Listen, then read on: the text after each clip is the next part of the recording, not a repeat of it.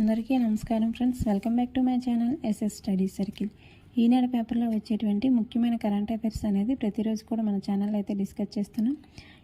2026 మార్చి 7వ తారీఖు సంబంధించినటువంటి ముఖ్యాంశాలు అయితే చూద్దాం. దీనిలో మొదటి అంశం వచ్చి 16 ఏళ్లలోపు పిల్లలకు సోషల్ మీడియా నిషేధం గురించి. సెకండ్ వన్ వచ్చి అంతర్జాతీయ న్యాయ విద్యా సంస్థ అమరావతిలో ఏర్పాటు గురించి. థర్డ్ వన్ వచ్చి రెసీనా డైలాగ్ 2026 సదస్సు. ఫోర్త్ వన్ వచ్చి ఆంధ్రప్రదేశ్ హైకోర్టు ప్రధాన న్యాయమూర్తిగా జస్టిస్ లేసా గిల్. వీటితో పాటు మరికొన్ని ముఖ్యాంశాలు అయితే చూద్దాం. దీనిలో మొదటి అంశం వచ్చి ఇండోనేషియా అనేది వార్తల్లో నిలిచింది. దీని గురించి అయితే చూద్దాం. ఇండోనేషియా ప్రభుత్వం 16 ఏళ్లలోపు పిల్లలు సోషల్ మీడియా ఉపయోగించడాన్ని అయితే నిషేధించడం జరిగింది. 16 ఏళ్లలోపు పిల్లలకు సంబంధించిన అకౌంట్లు కొన్ని ప్రముఖ సామాజిక మాధ్యమం ఉన్నటువంటి ప్లాట్ఫామ్లో అయితే నిలిపివేయడం అయితే జరిగింది. యూట్యూబ్, టిక్టాక్, ఫేస్బుక్, ఇన్స్టాగ్రామ్ వంటి ప్లాట్ఫామ్లో వీళ్ళకి అయితే నిషేధం అయితే వర్తిస్తుందని అయితే చెప్పడం జరిగింది. సో ఇంపార్టెంట్ గుర్తుపెట్టుకోవాలి ఫ్రెండ్స్. ఇటీవలే ఏ దేశము 16 ఏళ్లలోపు పిల్లలకు సోషల్ మీడియాలో ప్రముఖ సామాజిక మాధ్యమాల్లో ఉన్నటువంటి ప్లాట్ఫామ్లో నిషేధం అయితే విధించడం జరిగిందని అడగచ్చు. ఇండోనేషియా. సో ఇంపార్టెంట్ గుర్తుపెట్టుకోండి, డైరెక్ట్గానే క్వశ్చన్ అడగచ్చు. నెక్స్ట్ అంశం వచ్చి science and technology and innovation విభాగం ఏర్పాటు. దీని గురించి అయితే చూద్దాం. రాష్ట్ర ప్రభుత్వం కొత్తగా department of science and technology and innovation పేరుతో ప్రత్యేక విభాగాన్ని అయితే ఏర్పాటు చేసింది. దీన్ని పర్యావరణ, అటవీ శాస్త్ర సాంకేతిక విభాగం నుంచి వేరు చేసి అయితే ఏర్పాటు చేయడం జరిగింది. ఈ కొత్త విభాగానికి కేంద్ర ప్రభుత్వ తరహాలో నాన్ క్యాడర్ కార్యదర్శిని కూడా నియమించనున్నారు. ప్రముఖ శాస్త్రవేత్త, టెక్నాలజీ నిపుణుడు లేదా నవ ఆవిష్కరణలో పేరున్నటువంటి వ్యక్తిని అయితే కార్యదర్శిగా అయితే నియమిస్తారు.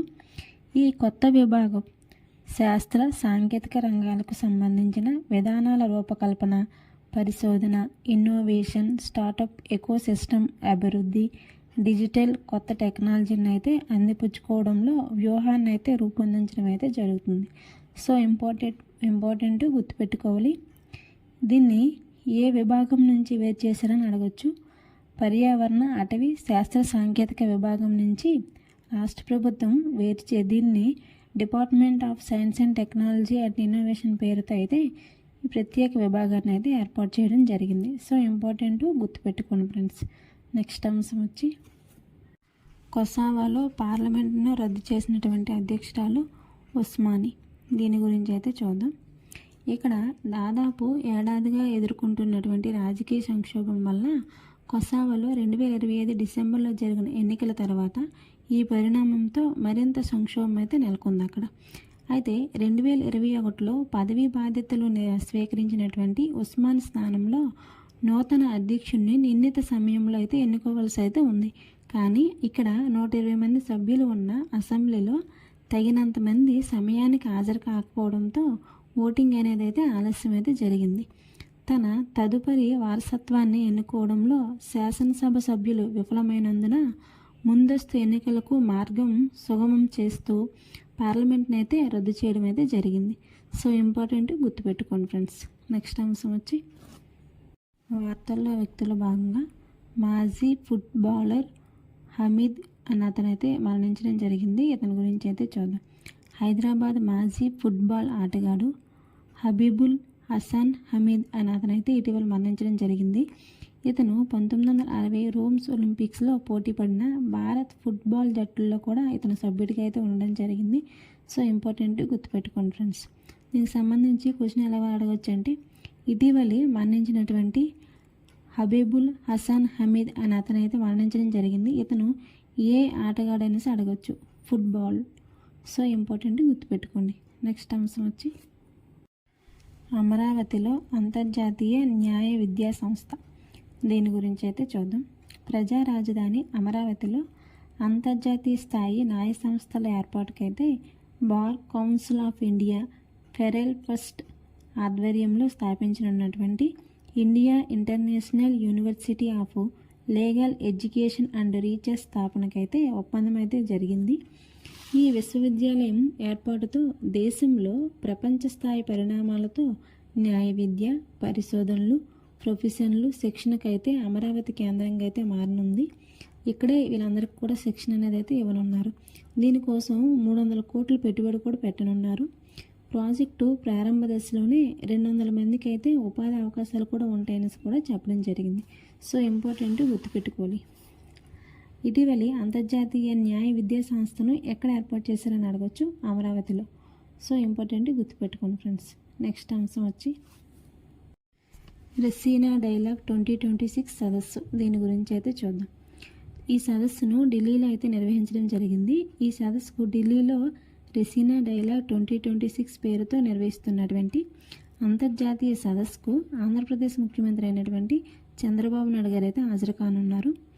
ఈ కార్యక్రమంలో భాగంగానే సాంకేతికత, సుపరిపాలన అనే అంశాలపైన ఆంధ్రప్రదేశ్లోని అమలు చేస్తున్నటువంటి విధానాలన్నీ కూడా ఈ కార్యక్రమంలో అయితే ప్రస్తావించనున్నారు. అలాగే ఇదే వేదిక నుంచి ఫిన్లాండ్ అధ్యక్షుడు అలెగ్జాండర్ స్టబ్ కూడా ప్రసంగిస్తారు. ఈ కార్యక్రమానికి గాను 110 దేశాలకు చెందినటువంటి వ్యక్తులు, 2700 మంది ప్రతినిధులు కూడా రెసీనా డైలాగ్లో అయితే పాల్గొనడం జరిగింది. సో ఇంపార్టెంట్ గుర్తుపెట్టుకోండి ఫ్రెండ్స్. ఇది సదస్సు అనేది ఎక్కడ నిర్వహించారని అడగచ్చు, ఢిల్లీలోనే. నెక్స్ట్ అంశం వచ్చి హైకోర్టు న్యాయమూర్తిగా జస్టిస్ లేసా గిల్. ఈమె గురించి అయితే చూద్దాం. ఆంధ్రప్రదేశ్ హైకోర్టుకు జస్టిస్ లేసా గిల్ అనే ఆమె నియామకానికి అయితే రాష్ట్రపతి ఆమోద ముద్ర కూడా వేయడం జరిగింది. దీనికి సంబంధించిన నోటిఫికేషన్ కూడా జారీ చేశారు. ఈమె పంజాబ్, హర్యానా హైకోర్టు నుంచి అయితే బదిలీ కానున్నారు. ప్రస్తుతం ఉన్నటువంటి సీజే జస్టిస్ ధీరజ్ సింగ్ ఠాకూర్ ఈయన పదవి విరమణ అనేది ఏప్రిల్ 24న అయితే చేయనున్నారు. ఈయన పదవి విరమణ అనంతరం కూడా జస్టిస్ లేసా గిల్ ఈమె అయితే హైకోర్టు ప్రధాన న్యాయమూర్తిగా అయితే పదవి బాధ్యతలు అయితే చేపట్టనున్నారు. ఈమె కానీ నియామకమైనట్లయితే ఆంధ్రప్రదేశ్ హైకోర్టుకు తొలి మహిళా ప్రధాన న్యాయమూర్తిగా జస్టిస్ లేసా గిల్ అయితే నియామకం అయితే కానున్నారు. సో ఇంపార్టెంట్ గుర్తుపెట్టుకోవాలి. ఈమె చండీగఢ్ రాష్ట్రానికి చెందిన వ్యక్తి.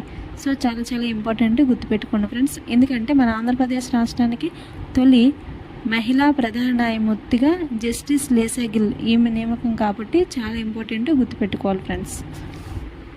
చూసారు కదా ఫ్రెండ్స్, 2026 మార్చి 7వ తారీఖు సంబంధించినటువంటి ముఖ్యమైన అంశాలు అయితే డిస్కస్ చేసాం. ఇదే విధంగా ప్రతిరోజు కూడా మన ఛానల్లో ఈనాడు పేపర్లో వచ్చేటువంటి ముఖ్యమైన current affairs and job updates కూడా చెప్పడం జరుగుతుంది. So please support my channel. మన ఛానల్ ఎవరైనా సరే కొత్తగా చూస్తున్నట్లయితే ఛానల్ సబ్స్క్రైబ్ చేసుకోండి, అలాగే లైక్ చేయండి, ఛానల్ అయితే ఫాలో అవుతూ ఉండండి friends. Thank you for watching my channel. Thank you.